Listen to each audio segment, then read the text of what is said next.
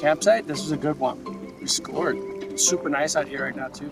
It's like a late spring, everything's really green, and there's water everywhere. The water's running like by the campsite, like really strong, and it's super nice out here right now. So for this trip, we loaded up the Harley-Davidson Pan Americas. They made the trip really, really nice.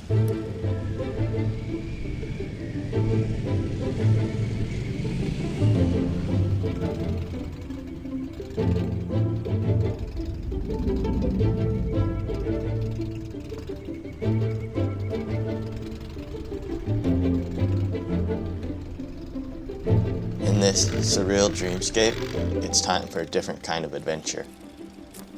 Ripping the summer slopes of Mammoth Mountain, an experience as exhilarating as the journey to get here.